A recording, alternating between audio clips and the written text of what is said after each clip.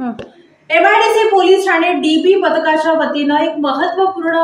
कामगिरी करण्यात आली असून या अंतर्गत 2 आरोपींना अटक करण्यात आली असून 1,91,000चा मुद्देमालही आरोपींकडून हस्तगत करण्यात आला. एमआयडीसी पोलीस ठाणे हद्दीत मागील काही दिवसांपासून होत असलेल्या घरफोडी करणाऱ्या टोळीस रोखण्याकरता पोलीस आयुक्त एम राजकुमार, पोलीस उपायुक्त परिमंडळ विजय कबाडे,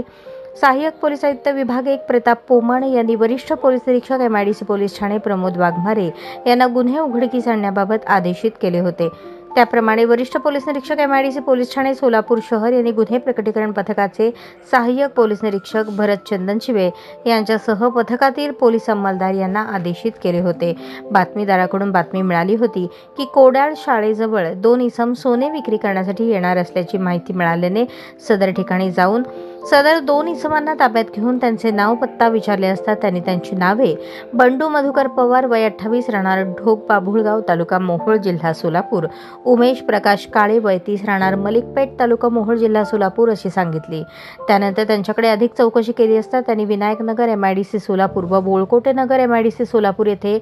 रात्रीच्या घरफोड्या केल्याचे कबूल केल्याने एमआयडीसी पोलीस ठाणे येथे भारतीय न्याय संहिता कलम 331(3), 331(4), 305 अ, एमआयडीसी पोलीस ठाणे येथील भारतीय न्याय संहिता कलम 331(2), 331(4), 305 अ मधील गेलेल्या मुद्देमालापैकी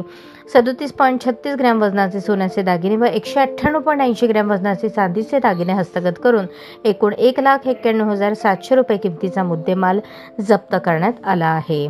सदरची कामगिरी राजकुमार आयुक्त पोलीस, सदरची कारवाई एम राजकुमार पोलीस आयुक्त, विजय कबाडे पोलीस उपायुक्त परिमंडळ, सहाय्यक पोलीस निरीक्षक प्रताप पोमण, वरिष्ठ निरीक्षक प्रमोद वाघमारे, पोलीस निरीक्षक विद्वान खोमणे, सहाय्यक पोलीस निरीक्षक Bharat Chandanshive, police head constable Rakesh Patil, Suhas Arjun, Kishor Vanagunti, Avinash Gole, police constable Amsiddh Nimbal,